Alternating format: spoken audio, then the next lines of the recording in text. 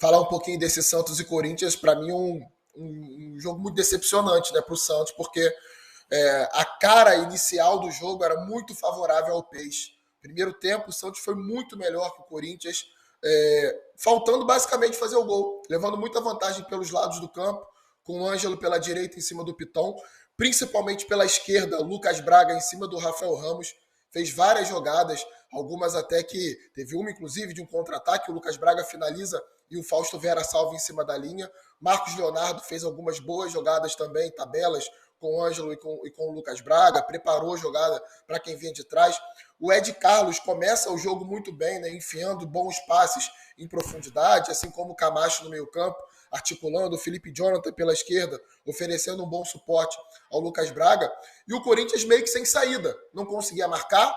Começou até com mais posse de bola, até tomando a iniciativa de se instalar no campo do Santos, mas o Santos, quando retomava essa bola, era muito mais ágil, era muito mais rápido na troca de passes, era muito mais envolvente na movimentação e só não fez um gol por um detalhe.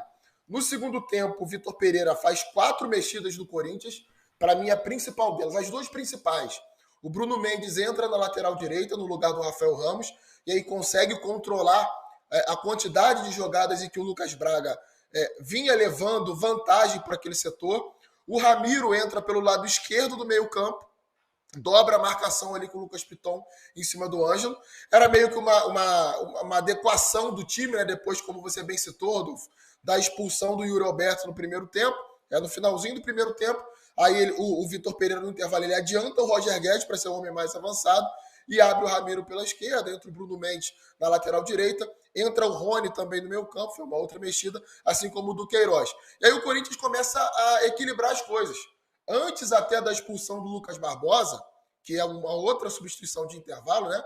O Orlando Ribeiro, ele saca o Rodrigo Fernandes, né? Natural, você não precisaria ter 2 volantes ali, sendo que você tinha muito mais a bola, sendo que o Corinthians estava retraído e tinha um jogador a menos, para que ficar com 2 volantes? Então, ele fixa ali o Camacho e o Ed Carlos no meio campo e coloca o Lucas Barbosa junto com o Marcos Leonardo na linha de frente, mantém aberto o Ângelo, mantém aberto o Lucas Braga, então ele tinha ali uma linha de 4 jogadores, basicamente, uma linha de frente com 4 jogadores, para tentar forçar em cima da última linha do Corinthians e abrir o placar e fazer o gol seguir com aquela pressão.